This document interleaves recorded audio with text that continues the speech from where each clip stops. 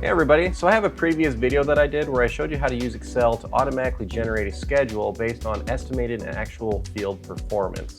Today, I want to show you how I am using this spreadsheet in the real world to help me be more efficient and accurate in my planning and communication with other farmers. I won't go into the specifics of the workbook since I covered it in a previous video, but I will show you how I have optimized it for the setup that I'm using right now. So we're going to put this spreadsheet to the test over the next 10 days, and I want to see how well it will provide a schedule for us, and at the end of the 10 days, I want to see how accurate our prediction was. We'll see exactly how far ahead or how far behind our original schedule that we were. We have completed around 40 fields already, and I have entered the start and stop times for each field, so we'll have plenty of data to use for our prediction. So the first thing we're going to look at is how I'm setting up this schedule for our current crew. Let's jump in here to the schedule parameters. Day start is the time that I plan to start each day, and then day end is the time that I plan to finish each day. I've also entered a lunch start and a lunch end in this case because we do stop for lunch. So I'm telling it to generate a schedule based on these parameters.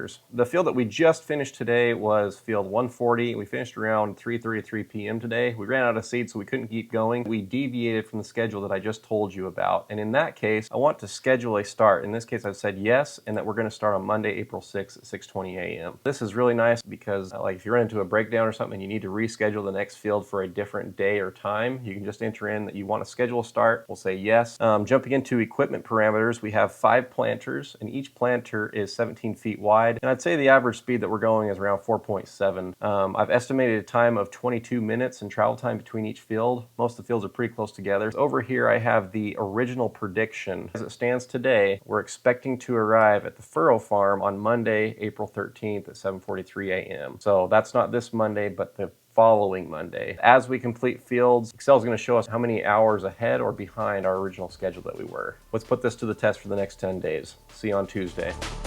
All right, everybody, just checking in. Late Tuesday morning here, we're about 9:40. We had a really good day yesterday. We got about 3 hours ahead of schedule, which is pretty good. I was honestly surprised.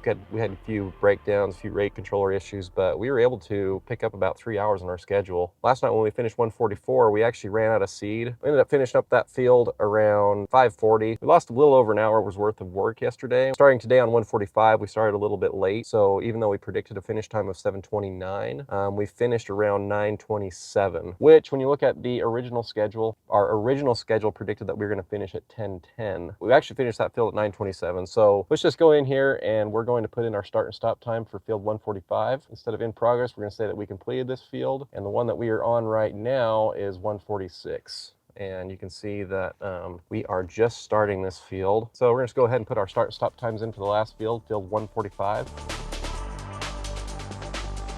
So we got that in there. So now it's saying that this field 146, we're going to finish around 2:07 p.m. It's updated, and all of our times have changed. So we come over here to our original prediction and see how we're doing. We're about 1.24 hours ahead of schedule from when we started the schedule on Friday. So I would say on average, the schedule is pretty accurate. We'll check back in a couple days and we'll see where we're at. All right, everybody, so as you would expect, we are changing the schedule. So we had a couple fields in the furrow farm that needed to be moved up the schedule. I went ahead and changed those already. We are on the furrow farm right now, and what I'm going to do here is I'm just going to update the last few fields that we've done. Done now, we got 157 done, and now we've got 158 done. So I'm just going to put the times in here.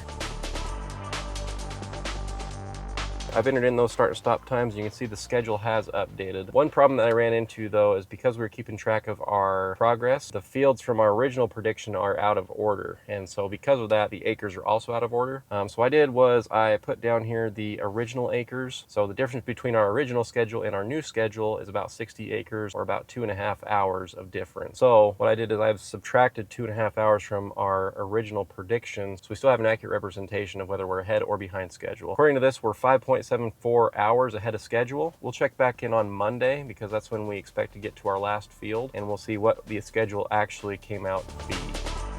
All right, everybody, so we're at the end of our predicted schedule. We're going to compare our actual results to what our original schedule predicted we were going to do. So you can see starting out, we did gain some ground, we lost some ground, but I would say overall we stayed ahead of schedule. The goal of the schedule is to get as close as possible. So if you get really far ahead of schedule, which you can see we did, by the end of Saturday, we were almost 8.5 hours ahead of schedule. If you're gonna be telling somebody you're gonna be there at a certain time, 8 hours is kind of a long time. 8.31 hours ahead of schedule isn't terrible. terrible. I mean, we were predicting it a little over a week out. By the time we got to the end of the schedule, we were only 45 minutes ahead of schedule, which is really close. That's a lot closer than I expected us to get. The idea here is that as you put in your completed times, Excel is saving you that time because it's then calculating your schedule based on what your performance is. For example, on field 156, where we were 8 hours ahead of schedule originally, as we went through the week, the schedule continued to update. So as I got closer to Saturday, then the schedule was continuing to update that arrival time. Challenges we ran into: one of the farmers wanted to get his fields planted a lot sooner. It was really easy for me though, because all I had to do was go in here and switch the fields around and the schedule automatically updated. That made it a little challenging for our comparison purposes because our original schedule did not go in that order. One way that we overcame that was just taking our original acres, subtracting our new acres, and then coming up with a difference. And that difference happened to be, in this case,